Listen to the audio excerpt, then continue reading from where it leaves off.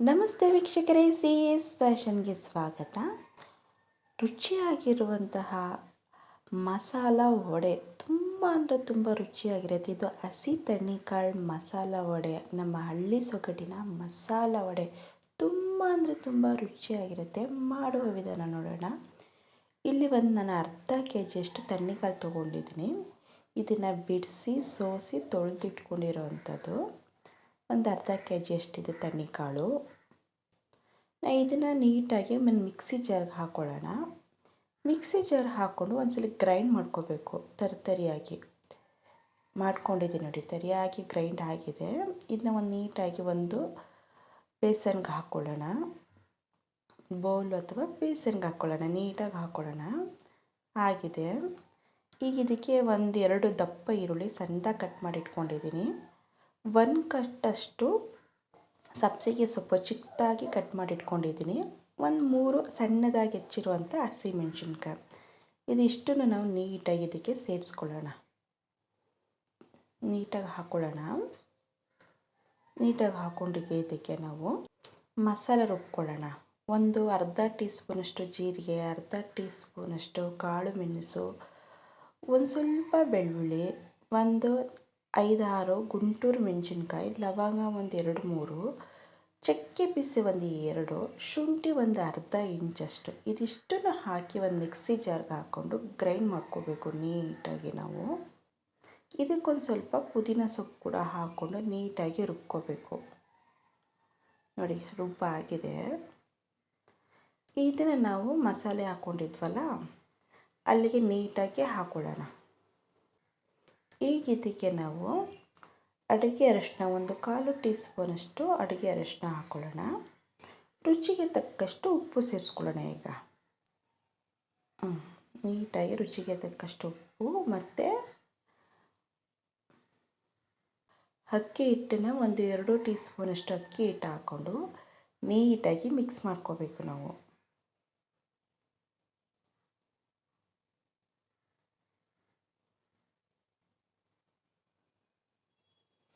ಅಕ್ಕಿ ಹಿಟ್ಟು ಒಂದು 2 ಸ್ಪೂನು ನೀಟಾಗಿ ಹಾಕ್ಕೊಂಡು ಮಿಕ್ಸ್ ಮಾಡ್ಕೊಳ್ಳೋಣ. ಆಗಿದೆ, ನೀಟಾಗಿ ಮಿಕ್ಸ್ ಆಗಿದೆ. ಈಗ ಇದು ಎಣ್ಣೆ ಕಾಯಕ್ಕೆ ಇಟ್ಕೊಳ್ಳೋಣ. ಎಣ್ಣೆ ಕಾದ ತಕ್ಷಣ ಒಂದು 2 ಕಾಳು ಅಷ್ಟು ಹಳ್ಳುಪ್ಪು ಹಾಕ್ಕೋಬೇಕು. ಹಳ್ಳುಪ್ಪು ಹಾಕೋದ್ರಿಂದ ನೀರು ಬಿದ್ದರೆ ಬೇಗ ಸಿಡಿಯಲ್ಲ ಎಣ್ಣೆ. ಆಮೇಲೆ ಎಣ್ಣೆನ ಜಾಸ್ತಿ ಎಳ್ಕೊಳ್ಳಲ್ಲ, ಅದಕ್ಕೋಸ್ಕರ ನಾವು ಉಪ್ಪು ಹಾಕುವಂಥದ್ದು. ನೀಟಾಗಿ ಎಣ್ಣೆಯಲ್ಲಿ ಕರಿಯೋಣ. ಎಣ್ಣೆ ಜಾಸ್ತಿ ಕಾದಿರಬಾರ್ದು, ಮೀಡಿಯಮಾಗಿ ಕಾದಿದ್ರೆ ಸಾಕಾಗುತ್ತೆ. 2 ಕಡೆ ನೀಟಾಗಿ ಬೇಯಿಸ್ಕೋಬೇಕು. ಚೆನ್ನಾಗಿ ತಿರ್ಸ್ಕೊಳ್ಳೋಣ ಎರಡು ಕಡೆನೂ ನೀಟಾಗಿ.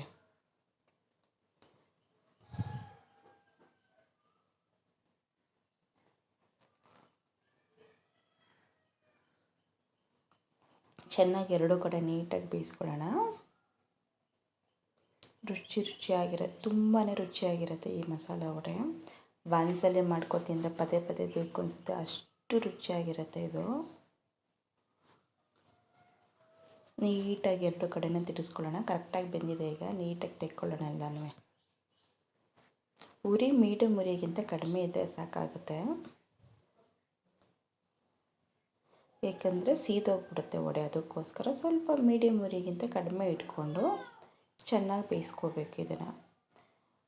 ಆವಾಗ ಮೇಲ್ಗಡೆ ಗರಿ ಆಗಿರುತ್ತೆ, ಒಳಗಡೆ ಸಾಫ್ಟಾಗಿರುತ್ತೆ, ತುಂಬಾ ರುಚಿಯಾಗಿರುತ್ತೆ. ನೀಟಾಗಿ ತೆಕ್ಕೊಳ್ಳೋಣ. ವಡೆ ಎಲ್ಲ ಕರೆಕ್ಟಾಗಿ ಆಗಿದೆ. ರುಚಿಕರವಾಗಿರೋಂಥ ಮಸಾಲ ವಡೆ ರೆಡಿಯಾಗಿದೆ. ಈಗ ಒಂದು 2 ಸ್ಪೂನಷ್ಟು ತುಪ್ಪ ಹಾಕ್ಕೊಳ್ಳೋಣ ಬಾಣಲೆಗೆ ತುಪ್ಪ ಹಾಕ್ಕೊಂಡು ತುಪ್ಪ ಕರಗಿದ ತಕ್ಷಣ ಅರ್ಧ ಕಪ್ಪಷ್ಟು ನಾವು ಚಿರೋಟಿ ರವೆ ತೊಗೊಂಡಿದ್ದೀನಿ. ಇದನ್ನು ನೀಟಾಗಿ ಹುರ್ಕೊಳ್ಳೋಣ. ಚೆನ್ನಾಗಿ ಹುರ್ಕೋಬೇಕು, ಕೈ ಆಡಿಸ್ತಾನೆ ಇರಬೇಕು, ಇಲ್ಲ ರವೆ ಸೀದೋಗ್ಬಿಡುತ್ತೆ. ನೀಟಾಗಿ ಹುರ್ಕೊಳ್ಳೋಣ. ಚೆನ್ನಾಗಿ ರವೆ ಹುರಿದಾಗಿದೆ. ಈಗ ನೀಟಾಗಿ ಒಂದು ಸಪ್ರೇಟಲ್ಲಿ ತೆಕ್ಕೊಳ್ಳೋಣ. ಒಂದು ಪಾತ್ರೆ ತೊಗೊಳ್ಳೋಣ. ಪಾತ್ರೆಗೆ 1 ಕಪ್ಪಷ್ಟು ಬೆಲ್ಲ ತೊಗೊಂಡಿದ್ದೀನಿ. ನೀಟಾಗಿ ಹಾಕ್ಕೊಳ್ಳೋಣ ಬೆಲ್ಲ ಎಲ್ಲ. ಈಗ ಇದಕ್ಕೆ ಕರಗುವಷ್ಟು ನೀರು ಹಾಕ್ಕೊಳ್ಳೋಣ.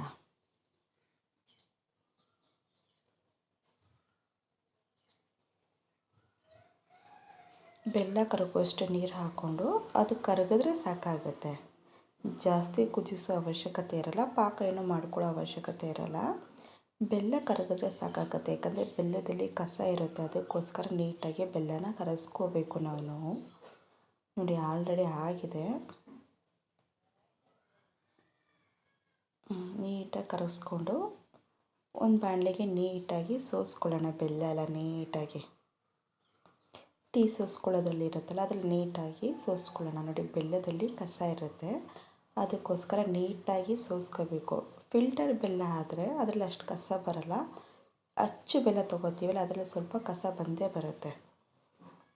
ಇದಕ್ಕೆ ಸ್ವಲ್ಪ ನೀರು ಹಾಕ್ಕೊಳ್ಳೋಣ. ನಮ್ಗೆ ಎಷ್ಟು ಬೇಕು ನೋಡಿಕೊಂಡು ಬೆಲ್ಲ ಹಾಕ್ಕೊಂಡಿದ್ದೀವಲ್ಲ ಅದ್ರ ಕನ್ಸಿಸ್ಟೆನ್ಸಿಗೆ 1 ಲೋಟದಷ್ಟು ನೀರು ಹಾಕ್ಕೊತಾ ಇದ್ದೀನಿ. ದೊಡ್ಡ ಲೋಟದಲ್ಲಿ ನೋಡಿಕೊಂಡು ನೀರು ಹಾಕ್ಕೊಳ್ಳಿ. ರವೆ ಹಾಕ್ಕೊಂಡು ನೀಟಾಗಿ ತಿರುಗಿಸ್ಕೊಳ್ಳೋಣ. ಹಾಗೆ ಇದಕ್ಕೆ ಸ್ವಲ್ಪ ಏಲಕ್ಕಿ ಪೌಡರ್ ಕೂಡ ಸೇರಿಸ್ಕೊಳ್ಳೋಣ. 1-2 ನಿಮಿಷ ಕುದ್ರೆ ಸಾಕಾಗುತ್ತೆ. ಇದಕ್ಕೆ ಒಂದು ಸ್ವಲ್ಪ ತಣ್ಣಗಾದ ತಕ್ಷಣ ಗಟ್ಟಿ ಕೂಡ ಆಗುತ್ತೆ. ನೋಡಿ ಏಲಕ್ಕಿ ಪೌಡರ್ ಹಾಕ್ಕೊಂಡು ನೀಟಾಗಿ ತಿರುಗಿಸ್ಕೊಳ್ಳೋಣ. ಸಿಂಪಲ್ ಆಗಿರುವಂತಹ ರವೆ ಪಾಯಸ. ಇದಕ್ಕೆ ತುಂಬ ಡ್ರೈ ಫ್ರೂಟ್ಸು, ತೆಂಗಿನಕಾಯಿ ಆ ಥರ ಏನೂ ಹಾಕಲ್ಲ. ಆದಷ್ಟು ಚೆನ್ನಾಗಿರಲ್ಲ ರವೆ ವಡೆಗೆಲ್ಲ.